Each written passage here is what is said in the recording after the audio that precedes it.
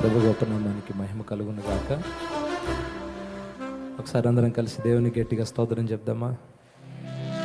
హల్లెలూయా. చక్కని పాటల ద్వారా ప్రభు నామాన్ని మహింపరుచుకుంటూ ఉన్నాం. ఈ సమయంలో ఒక మిషనరీ జీవితాన్ని మీతో పంచుకోవాలని ఆశపడి ఇలా మీ ముందుకు రావడం జరిగింది. ప్రతి ఏటా ఏదో ఒక భక్తుని జీవిత చరిత్ర గురించి మనం విని పురుకొల్పబడతాం దేవుని పని కొరకు. ఈ సంవత్సరం కూడా కొద్ది మాటలు అందిస్తాను, జాగ్రత్తగా వినండి. ఒక చిన్న వీడియో ఒకటి ఉంది, ముందు ఆ న్యూస్ వినండి. అయితే వీరిని కలిసేందుకు మత్స్యకారుల సహకారంతో జాన్ అలెన్ ఈ నెల 16న ఆ దీవికి వెళ్లినట్లు తెలుస్తోంది. జాన్ అలెన్ కోసం వెతికేందుకు హెలికాప్టర్లను ఉపయోగించాలని భావించిన ఆ ఆలోచనను అధికారులు విరమించుకున్నారు. దీవిలోని ఆదివాసీలు బయటవారు ఎవరైనా వస్తే దాడి చేసే అవకాశం ఉన్నందున ఈ నిర్ణయం తీసుకున్నారు. సెంటినల్ దీవికి వెళ్లేందుకు జాన్ అలెన్ కు సహకరించిన 7 మత్స్యకారుల్ని పోలీసులు అరెస్ట్ చేశారు. ఆ చిన్న న్యూస్లో ఒక 27 ఏళ్ల కుర్రోడి మరణాన్ని గురించి మనం ఈరోజు విన్నాం. ఇప్పుడు విన్న ఈ వార్త 2018వ సంవత్సరంలో జరిగిన సంఘటన. అప్పుడు నేను కూడా న్యూస్ పేపర్లో, అప్పుడు యూట్యూబ్ అందుబాటులో లేదు, ఒక న్యూస్ ఛానల్లో చూశాను ఈ వార్త.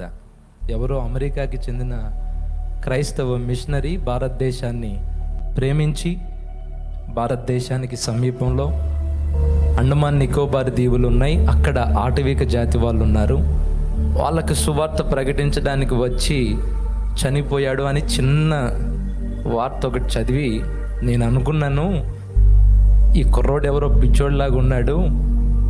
ఆ రోజుల్లో అంటే భారం కలిగిన మిషనరీలు ఉన్నారు, దేవుని కొరకు పానార్పణంగా పోయబడిన దైవజనులు ఉన్నారు, వాళ్ళ కథలన్నీ చదువుకొని ఈరోజు మనం మాట్లాడుకుంటున్నాం. చూస్తే చక్కగా ఉన్నాడు, 27 ఏళ్ళు, పెళ్ళి కూడా కాలేదు. మీరు తప్పుగా అనుకోనంటే నేను ఆ రోజు అనుకున్నది చెప్తాను. పిచ్చోడ్లాగా ఉన్నాడు. ఎన్ని ఊర్లు లేవు సేవ చేయడానికి, ఎన్ని ప్రాంతాలు లేవు దేవుని గురించి ప్రకటించడానికి. పోయి అక్కడికి వెళ్ళి చచ్చిపోయాడు పిచ్చోడు అని అనుకున్నా. ఇంకా మనసులో ఇంకొకటి కూడా అనిపించింది. అన్ని జనులు కొంతమంది యేసు ప్రభుని తోలనాడి మాట్లాడుతుంటే నాకు అనిపించింది, ఈ మధ్యకాలంలో చాలామంది పాపులర్ అవ్వడానికి కొత్త ట్రిక్స్ ఉపయోగిస్తున్నారు, ఈ విధంగా ప్రపంచంలో ఫేమస్ అవ్వాలని వెళ్ళినట్టున్నాడు అని అనుకున్నా.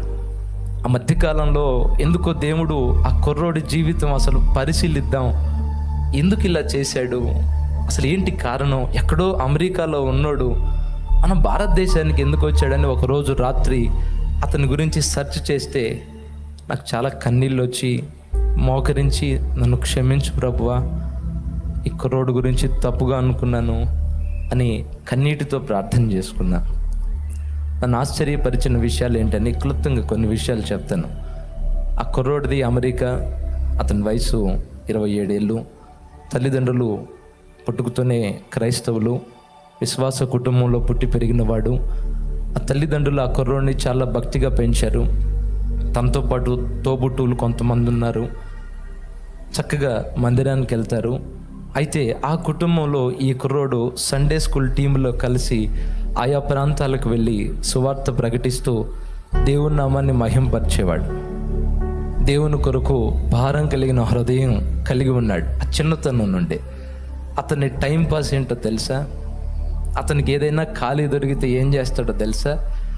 మిషనరీ చరిత్రలు ఉంటాయి చూడండి, ఆ క్యాసెట్లు తెచ్చుకొని డేవిడ్ బ్రైనార్డ్ ఆయన జీవిత చరిత్రను చదవడం, దానికి సంబంధించిన మూవీస్ చూడడం.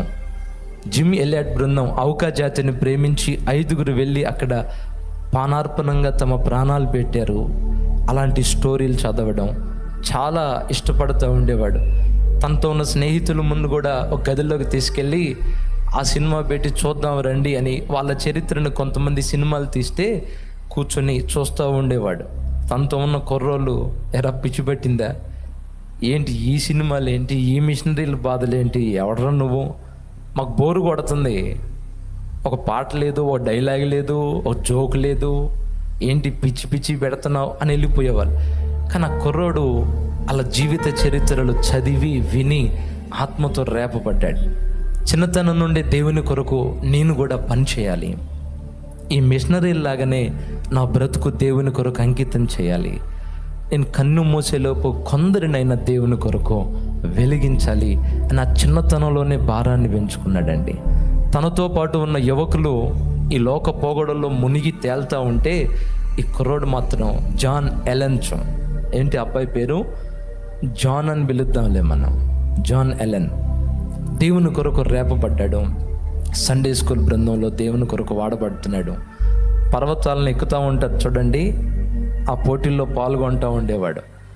ఆ మధ్యకాలంలో ఆ దేశంలో ఉన్న మిషనరీ వాళ్ళతో కలిసి మన అండమాన్ నికోబార్ దీవులు ఉన్నాయి చూడండి, మన దేశానికి సంబంధించి ఒక 3 దఫాలుగా వాళ్ళు మిషనరీ యాత్రకి ఇక్కడికి వస్తే వాళ్ళతో పాటు కలిసి మన భారతదేశానికి వచ్చాడు. సువార్త పరిచయం చేసి వెళ్తూ ఉండేవాడు. అక్కడ ఉన్న వాళ్ళతో పరిచయాలు ఏర్పరచుకున్నాడు. వాళ్ళతో మాట్లాడుతున్నప్పుడు ఒక విషయం ఆ కుర్రోడికి తెలిసింది. ఈ అండమాన్ నికోబార్ దీవులకు సమీపంలో మరొక దీవు ఉంది, అది నిషేధించబడిన ప్రాంతం, అక్కడికి ఎవరు వెళ్ళకూడదు, అక్కడ ఆటవిక జాతికి చెందిన మనుషులు ఉంటున్నారు, అక్కడికి వెళ్తే వాళ్ళు బాణాలతో దాడి చేసి చంపేస్తారు, అందుకని భారత ప్రభుత్వం ఎవ్వరు అటు వెళ్ళకూడదు, అది నిషేధించిన స్థలం అని చెప్పారు అని అన్నప్పుడు ఆ కుర్రోడికి భారం పట్టుకుంది. ఇంకా దేవుని గురించి తెలియని ప్రాంతం ఒకటి ఉందా, నేను ఎలానైనా అక్కడికి వెళ్ళాలి, అక్కడున్న వ్యక్తులకి యేసయ్య ప్రేమను గురించి ప్రకటించాలి అని వాళ్ళ గురించిన భారం హృదయంలో పెట్టుకొని వాళ్ళ గురించి సెర్చ్ చేయడం మొదలుపెట్టాడు. అక్కడున్న వ్యక్తులతో పరిచయాలు ఏర్పరచుకున్నాడు. భక్తుల చరిత్రలో చదివి రేపబడి ఒక్కటే తీర్మానానికి వచ్చాడు. ఏంటో తెలుసా, ఇప్పుడు ప్రజెంటు ఇంకా ఎక్కడైనా సువార్త ప్రకటించబడకుండా ఉంది అని అంటే అది భారతదేశానికి సమీపంలో అండమాన్ నికోబార్ దీవులకు సమీపంలో సెంటినెలీ అనే తెగ ఉంది. అక్కడ వాళ్ళకి ఎవరు సువార్త చెప్పరు, చెప్పడానికి వెళ్ళిన వాళ్ళు రానివ్వరు. అమెరికా అంతా సువార్త మారుమోగిపోతుంది. భారతదేశంలో అక్కడక్కడ చర్చిలు ఉన్నాయి, సేవకులు వెళ్ళి సేవ చేస్తున్నారు. ఆ ప్రాంతానికి ఎవ్వరు సువార్తకి వెళ్ళడం లేదు. నేనైనా వెళ్ళాలి, నేనైనా వెళ్ళి వాళ్ళకు దేవుని గురించి ప్రకటించాలని వాళ్ళ కొరకు ప్రార్థన చేశాడు, వాళ్ళ కొరకు కన్నీళ్లు గార్చాడు. మొత్తానికి కొంత ధనాన్ని సమకూర్చుకొని కుటుంబంలో వాళ్ళకి చెప్పకుండా అక్కడి నుంచి మన భారతదేశానికి వచ్చి అండమాన్ నికోబార్ దీవుల్లో ఉన్న కొంతమంది మత్స్యకారుల్ని పరిచయం చేసుకొని, అయ్యా బాబు మీకు ఎంత డబ్బు కావాలంటే అంత ఇస్తా, నన్ను సెంటినెలీ దీవికి సమీపంలో వదిలిపెట్టండి, అక్కడికి తీసుకుని వెళ్ళండి అని అంటే ఆ పడవ వాళ్ళు చెప్పారంట, షిప్ ఓనర్లు చెప్పారంట, పిచ్చోడువా నీకు తెలీదా, అటు ఎవ్వరూ వెళ్ళకూడదు, పొరపాటును వెళ్తే కొట్టి చంపేస్తారు, అయినా అక్కడ నీకేం పని, అక్కడ చాలామంది ప్రజలు ఉన్నారు, వాళ్ళకి యేసు ప్రభు గురించి తెలీదు, నేను వెళ్ళి వాళ్ళకు యేసు ప్రభుని పరిచయం చేయాలి, వాళ్ళకు క్రీస్తు ప్రేమను చాటాలి, వాళ్ళను క్రీస్తు సువార్తలోకి తేవాలి, అందుకని వెళ్తున్నానన్నాడు. వెళ్తే నిన్ను చంపేస్తారు, నీ ప్రాణాలు తీస్తారు, ఏదైనా పర్వాలేదు, మీకు ఎంత డబ్బు కావాలో చెప్పండి, మీరు నన్ను తీసుకెళ్లారని ఎవరికి చెప్పను, అక్కడ వదిలిపెట్టండి చాలు. వాళ్ళు ఎంతసేపటికి కాదంటున్నా ఈ కుర్రోడు మొండికి పడి వాళ్ళకి కొంత ధనాన్ని ఇచ్చి మొత్తానికి అతన్ని తీసుకొని తనతో పాటు మరొక స్నేహితుడిని ఆధారం చేసుకొని అక్కడి నుంచి దీవులకు ప్రయాణమై వెళ్ళాడు. ముందుగానే జిమ్ ఎలియట్ బృందం వాళ్ళు ఎలా ఔకా జాతి ప్రజల్ని పరిచయం చేసుకున్నారో అవి విన్నాడు కదా, వాళ్ళని ఎలా పరిచయం చేసుకోవాలో ముందుగానే రిహార్సల్ వేసుకొని కొన్ని చేపలు పట్టుకొని వెళ్ళాడు. వాళ్ళు కనుక కనబడితే నేను మిమ్మల్ని ప్రేమిస్తున్నాను, ఇదిగో మీ కొరకు చేపలు తెచ్చాను చూడండి అని చెప్తే వాళ్ళు సంతోషపడి నా దగ్గరకు ప్రేమగా వచ్చి చేపలు తీసుకుని వండుకొని తింటారు అని కొన్ని చేపలు పట్టుకొని వెళ్ళాడు. ఒకసారి స్తోత్రం చెప్తారా?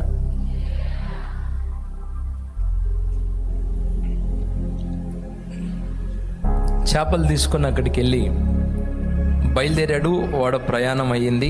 దగ్గరగా ఆ సమీపానికి వెళ్ళిన తర్వాత ఆ షిప్పు ఓనర్ అన్నాడు, ఎంతకంటే మించి నేను ఒక్కడుగు కూడా ముందుకెళ్ళను, ఎందుకంటే అక్కడి నుంచి బాణం వేస్తే ఇక్కడ దాకా రాదు, ఇంకొంచెం ముందుకెళ్తే బాణాలు వచ్చి తగులుతాయి, నా వల్ల కాదు బాబు, ఎందుకంటే నేను ముందుకు రాలేనంటే అప్పుడు ఆ కుర్రోడు అన్నాడు, పర్వాలేదు నాకు ఈతొచ్చు, నేను ఈదుకుంటా వెళ్తాను అన్నాడు. సరే నీ చావేదో నువ్వు చావు, నా డబ్బులు నాకు ఇస్తే నేను వెళ్తాను.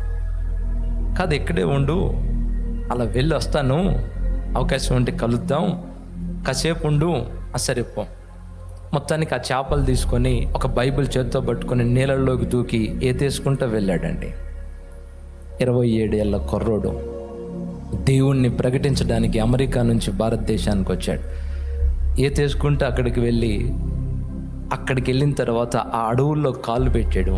అక్కడ కొంతమంది బాణాలు తీసుకొని ఉన్నారు. వాళ్ళని కనపడగానే వాళ్ళకి చేతులు ఊపుతూ, ఇదిగో మీ కొరకు చేపలు తెచ్చానని ఆయనకి తెలిసిన భాషలో చెప్తుంటే వాళ్ళకి తెలుసా ఈయన భాష? వాళ్ళు వింతగా చూస్తున్నారు. కొత్త మనిషి కనబడితే చంపడం తప్ప మాటలు ఉండవు అక్కడ. ఇదిగో నేను మిమ్మల్ని ప్రేమిస్తున్నాను, యేసు ప్రభు మీ దేవుడు, ఆయన నమ్ముకుంటే మీరు నాగరికతలోనికి వస్తారు, మీ జీవితాలు బాగుపడతాయి, నరకం తప్పించుకుంటారు బాబు, ఇదిగో మిమ్మల్ని ప్రేమించాను, ఆ దేవుడు మీ కొరకు నన్ను పంపించాడు అని ఈయన మాట్లాడుతూనే ఉన్నాడు. వాళ్ళకు పిచ్చి పెట్టినట్టుగా గంతులేస్తూ ఎగురుతూ బాణాలతో దాడి చేయడం మొదలుపెట్టారు. వాళ్ళు ఎప్పుడైతే దాడి చేయడం మొదలుపెట్టారో కాస్త భయపడ్డాడు, కంగారుకు గురయ్యాడు. బాణాలు వర్షంలాగా తన మీదకు వస్తుంటే వెనక్కి తిరిగి పారిపోవడం మొదలుపెట్టి తన చేతిలో ఉన్న బైబిల్ని అలా అడ్డు పెడితే ఒక బాణం నేరుగా వచ్చి బైబిల్లో గుచ్చుకొని ఇరిగిపోయింది.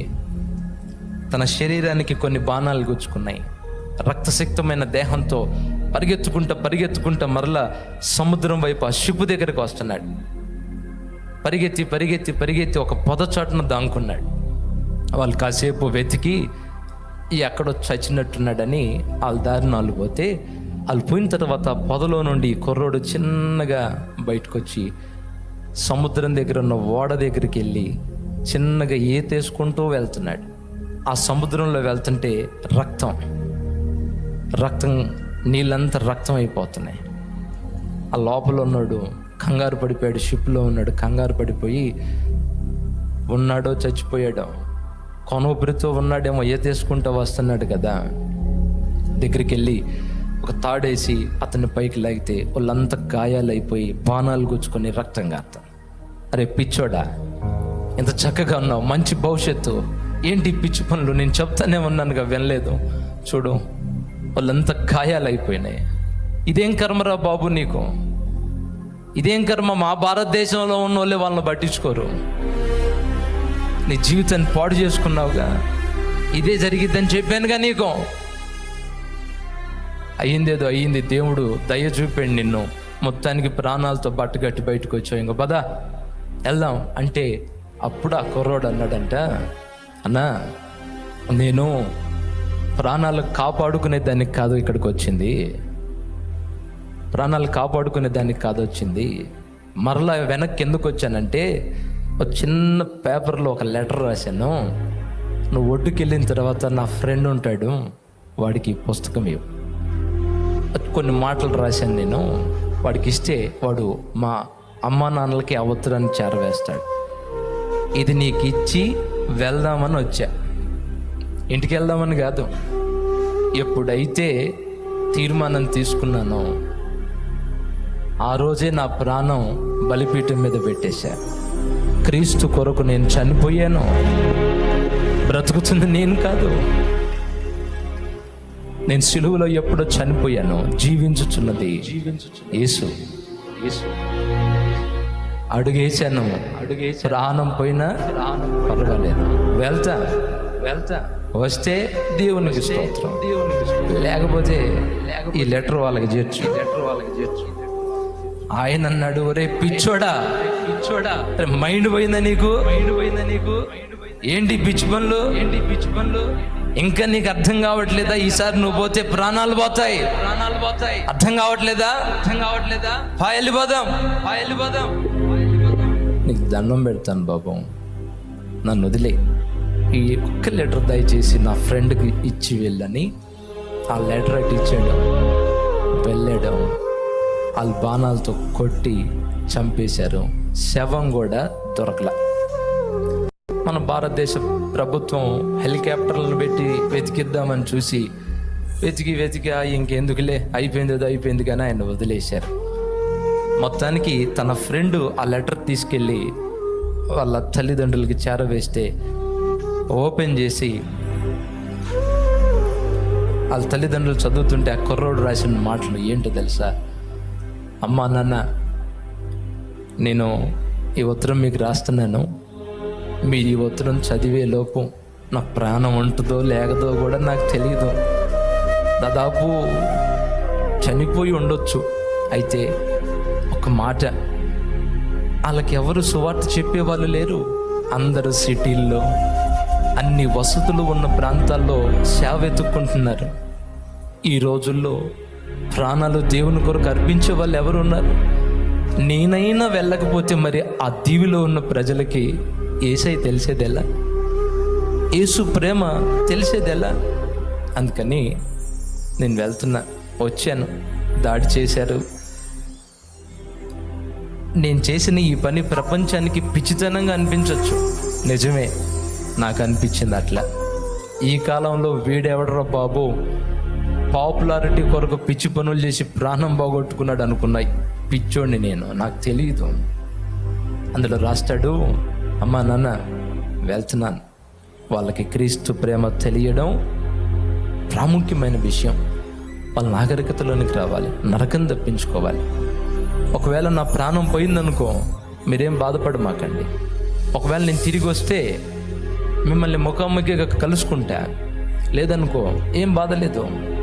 ఒకరోజు నిత్య సియోనులో నేను మిమ్మల్ని కలుసుకుంటా. పరలోకంలో కలుద్దాం. అమ్మా నాన్న బాధపడమాకండి. ఇంకా తమ్ముడు చెల్లి ఉన్నారుగా, వాళ్ళతో సంతోషంగా ఉండండి. నేను ఒంటే ప్రాణాలతో తిరిగి వీళ్ళతో వస్తా, లేకపోతే యేసయ్యతో తిరిగి వస్తా, లేకపోతే మీరైనా వద్దురు. కానీ ఇంకొక మాట, ఎవరి మీద మీరు కేసులు పెట్టమాకండి. ఆ దీవులని ఏ విధంగా కూడా శిక్షించమాకండి. ఒకవేళ నన్ను వాళ్ళు చంపితే, ఒకవేళ ఈ లెటర్ మీరు చదివే నాటికి నేను చనిపోతే, వాళ్ళు తమ ప్రాణాలని కాపాడుకోవడం కోసమే నన్ను చంపుంటారు అంతే. అంతేగాని నా మీద పగో లేకపోతే ద్వేషమో అయి ఉండదు. వాళ్ళ ప్రాణాలు కాపాడుకోవడానికి నన్ను చంపుంటారు, అంతేగాని ఇంకోటి కాదు. వాళ్ళని ఏ విధంగా మీరు ఇబ్బంది పెట్టొద్దు, ఏ విధంగా కూడా కేసులు పెట్టొద్దు. నన్ను తీసుకొచ్చిన ఆ ఓడ యజమాని మీద కూడా కేసులు పెట్టొద్దు. పర్లా, మనుషులు రకరకాల కారణాలు చచ్చిపోతున్నారు.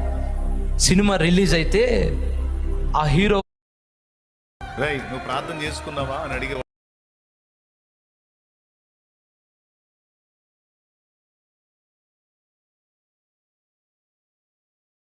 పోస్టరు రోడ్డు మీద వేస్తా పైన తీగలు తగిలి చచ్చిపోయిన వాళ్ళు ఉన్నారు. రకరకాల కారణాల చేత తమ ప్రాణాలు తాము తీసుకుంటున్న వాళ్ళు ఉన్నారు. పర్లే, నా ప్రాణం పోయినా పర్వాలా. అయినా ఒకవేళ దేవుడు కరుణించి కృప చూపి నన్ను వాడుకుంటే ఆ ప్రాంతాన్ని క్రీస్తు వెలుగుతో నేను వెలిగిస్తాను. అయినా పర్వాలా, నా దేవుడు కాపాడినా పర్వాలా, కాపాడకపోయినా పర్వాలా. నేనైతే వెళ్తున్నాను, మీరు బాధపడమాకండి. పరలోకంలో కలుసుకుందాంలే. ఎక్కడ? పరలోకంలో కలుసుకుందాం. ఏమండి, ఇప్పుడు ఆ కుర్రోడు చనిపోయేటప్పుడు రాసిన ఆ లెటర్ ఉంది చూడండి, ఆ ఆఖరి పేజీ, డైరీలో ఆ ఆఖరి పేజీ, అది చదివిన అనేక మంది సువార్త భారంతో నింపబడ్డారు. ఆత్మల కొరకు భారంతో నింపబడి దేవుని సేవకు ముందుకెళ్ళారు. ఈరోజు ఈ మాటలు విన్న తర్వాత మీకేమర్థమైంది? క్రీస్తు కొరకు ఒక పక్క ప్రాణాలు ఇస్తున్నారు, జీవితాన్ని ధారపోస్తున్నారు. మనం ఏం చేస్తున్నాం క్రీస్తు కొరకు? నా ప్రాణం పోయినా పర్వాలేదు, నేను ఆశించిన ఫలితం నాకు రాకపోయినా పర్వాలేదు, ఒక్క ఆత్మనైనా నేను క్రీస్తు కొరకు వెలిగించాలి, ఒక్క జీవితాన్నైనా వెలిగించాలి, నేనేమైపోయినా పర్వాలేదని ఒక పక్క అనేక మంది దైవజనులు ఎన్నో యాతనలు పడుతుంటే చూస్తూ ఉన్న మనం భారంతో ఉండకపోతే ఎలా, బాధ్యత తెలుసుకోకపోతే ఎలా? మన వంతు మనం దేవుని కొరకు ఒక అడుగు ముందుకు వేసి, మన కుటుంబంలో ఇంకా మారనోళ్ళు ఉన్నారు, మన సమాజంలో ఇంకా బాప్తిస్మం పొందనోళ్ళు ఉన్నారు, మన ప్రాంతాల్లో రక్షణ పొందకుండా ఉన్న వాళ్ళు ఉన్నారు. వాళ్ళకి చెప్పాల్సిన బాధ్యత ఎవరిది? వాళ్ళని రక్షణలోనికి నడిపించాల్సిన బాధ్యత ఎవరిది? నీది కాదా? నాది కాదా? ఆ కుర్రోడు 27 సంవత్సరాలే అయినా వెళ్ళిపోయాడు, కానీ అతని ప్రయాస వ్యర్థంగా అయితే పోదని నేను నమ్ముతున్నా. ఎందుకంటే వాక్యం అబద్ధం కాదు కదా.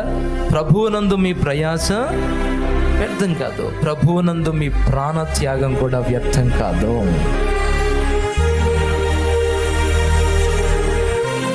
నాకు చాలా ఏడుపు వచ్చింది. ఈ రోజుల్లో కూడా ఇలాంటి భారం కలిగిన వ్యక్తులు ఉన్నారా? మేము సేవ చేస్తున్నాం, అసలు మేము ఎదుర్కొంటున్న కష్టాలేంటి? ఇలాంటి మనుషులు ఉన్నారు, దేవుని కొరకు ప్రాణాలు అర్పించే వాళ్ళు ఉన్నారు, కొవ్వొత్తిలాగా కరిగిపోయే వాళ్ళు ఉన్నారు. కాబట్టి ఇదిగో ఈ మహాకూటాల పరిచర్య ఇంత ఘనంగా జరుగుతుంది. మీకు తెలుసా, ఒక మాట, మీరు ఈరోజు ఇక్కడికి వచ్చి కూర్చున్నారంటే మీ అందరి కోసం దైవజనులు పరిచారకులు వాళ్ళ కన్నీళ్ళు ఉన్నాయి, ఇంకా చెప్పిన వాళ్ళ రక్తం ఉంది.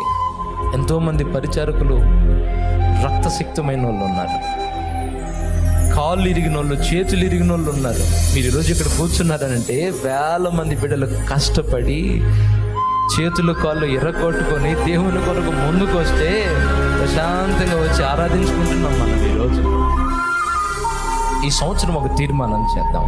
ప్రభువా, ఈరోజు వచ్చాను, ఈసారి నీకు చిత్తమైతే ఒక్కదానిగా రాను, నాతో పాటు కనీసం ఒక నలుగురిని రక్షించి నీ దగ్గరికి తీసుకొని వస్తానయ్యా. ఆ తీర్మానం మీలో ఎవరికైనా ఉంటే అలా మోకాళ్ళ మీదకి వస్తారా? ప్రార్థన చేస్తాను. ఆ భారం మీ గుండెల్లో కూడా పడితే అలా మోకాళ్ళ మీదకి వస్తారా? అలా 2 చేతులు ప్రభు వైపు చూపుతూ ఒక 2 మాటలు మీకేమనిపించిందో ప్రభువుతో చెప్పండి. మీ హృదయంలో ఏం ఆలోచనలు కలిగాయో ప్రభువుతో మాట్లాడండి. చెల్లి, కళ్ళు మూయమ్మా. ఎన్నో కోరికలు, ఎన్నో ఆలోచనలు,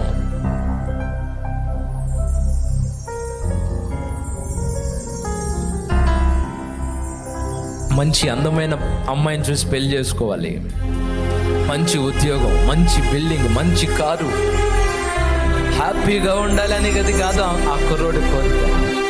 యేసు కోసం ఎలా కరిగిపోవాలి, యేసయ్య కోసం ఎలా నలిగిపోవాలి, యేసయ్య చిత్తాన్ని ఎలా చేయాలి, నశించిపోతున్న ఆత్మల్ని ఎలా రక్షించాలి. అలా 2 చేతులు ప్రభు వైపు చూపుతూ, అయ్యా ఆ భారాన్ని కూడా మా గుండెల్లో నింపండి అయ్యా. అలాంటి భక్తుల ఆ భారం, ఆ అభిషేకం మా మీదకి తీసుకురా ప్రభు. నేను నీ కొరకు పని చేస్తానయ్యా, నీ కొరకు వాడబడతాను తండ్రి. ఇప్పటిదాకా ఇంకా కార్యాలు జరగలేదేంటి? ఎప్పుడు ఇస్తావయ్యా, ఎప్పుడు చేస్తావయ్యా?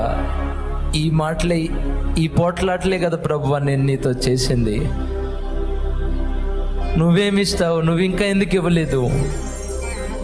ఈరోజు అర్థమైంది ప్రభువా, నీ దగ్గర నుంచి పొందుకునే వాళ్ళు ధన్యులు కాదు, నీ కొరకు పోగొట్టుకునే వాళ్ళు ధన్యులు, నీ కొరకు త్యాగాలు చేసిన వాళ్ళు ధన్యులు, నీ కొరకు కష్టపడ్డ వాళ్ళు ధన్యులు. ఆ భారం నాలో నింపయ్యా.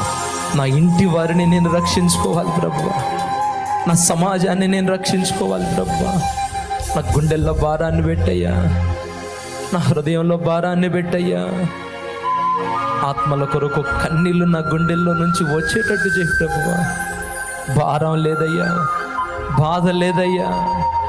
ఆ సేవకుడు దీవించబడ్డాడు, ఈ సేవకుడు దీవించబడ్డాడు, నేనేందో నా సేవ ఏందో, ఎప్పుడు నన్ను దీవిస్తావు ప్రభు అని బాధపడుతుంటాం సేవకులం మేము.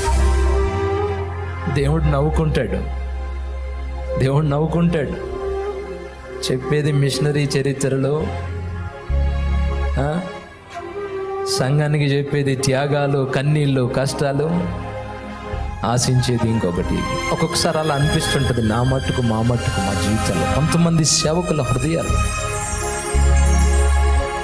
దైవజనులు, విశ్వాసులు, పరిచారకులందరూ అలా దేవుని ఆత్మచేత నింపబడేటట్లుగా ప్రార్థన చేద్దాం.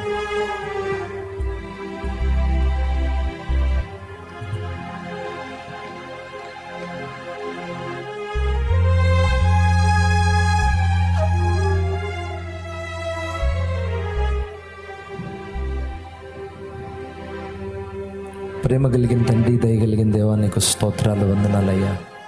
ఈరోజు నీ ఆత్మచేత మరొక్కసారి మమ్మల్ని దర్శించినందు కొరకే మీకు స్తోత్రాలు అయ్యా. మేము నీ కొరకు కష్టపడతాం ప్రభువా. ఎవరైనా ఇక్కడ నేనున్నాను ప్రభువా నీ కొరకు అంటే అలా మీ కుడి చేయొద్దండి. నేను వెళ్తాను ప్రభువా, ఇక్కడి నుంచి వెళ్తున్నానయ్యా, ఒట్టిగా రాను ప్రభువా, నశించిపోతున్న ఆత్మల్ని నీ కొరకు సంపాదించి తీసుకొస్తానయ్యా అన్న వాళ్ళు ఎవరైనా ఉంటే కుడి చేయొచ్చుతారా? నేనున్నానయ్యా, నన్ను పంపు ప్రభువా, నీ ఆత్మతో నన్ను పంపయ్యా, నీ భారముతో నన్ను పంపయ్యా, నీ అభిషేకంతో నన్ను పంపయ్యా, గుండె నిండా భారముతో నన్ను పంపయ్యా. ప్రేమ కలిగిందేవా, ఇదిగో వేలాది మంది ప్రజలు చేతులెత్తి మేమున్నాం ప్రభువా నీ కొరకు, మేము కూడా ఉన్నాం నీ కొరకు. ఏ త్యాగానికైనా సిద్ధమే, ఏది కోల్పోవడానికైనా సిద్ధమే. ప్రజల్ని నరకం తప్పించాలి, ప్రజల్ని వెలుగులోకి తేవాలి, బంధకాల్లో నుండి బయటికి తేవాలి. నేనున్నానని చేతులెత్తారు నీ బిడ్డలు చేయబట్టుకో ప్రభువా. అభిషేకించయ్యా, ఆత్మతో నింపయ్యా. మాట్లాడుతున్న నన్ను వింటున్న బిడ్డల్లో నీ హృదయ భారం నింపయ్యా. మమ్మల్ని పంపయ్యా నీ పని కొరకు, మమ్మల్ని వాడుకో ప్రభువా నీ సేవలో. చాలా సమయం వేస్ట్ చేశాం ప్రభువా, చాలా సమయం పోగొట్టుకున్నామయ్యా. ఇక సమయం పోగొట్టుకోకుండా నీ కొరకు వాడబడే కృప మా అందరికీ దయచేయండి. నీకే వందనాలు, స్తుతులు, స్తోత్రాలు, కృతజ్ఞతలు చెల్లిస్తూ యేసు నామములో అడిగి ప్రార్థించి వేడుకుంటున్నాం తండ్రి, ఆమేన్. కూర్చుందాం.